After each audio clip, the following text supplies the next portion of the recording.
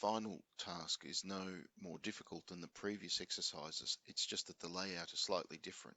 So rather than us type in the values here, we're just going to refer to the values here. So in this case, we have a discount schedule which says between $30,000 and $100,000, it's a 2% discount. So if I was to start this, it would be if and open bracket, logical test 1, total sales is greater than or equal to that value, comma, logical test 2, and we repeat it, is less than that value, close brackets, comma, then if that's true, it's 2% times 25,000, etc., etc., etc.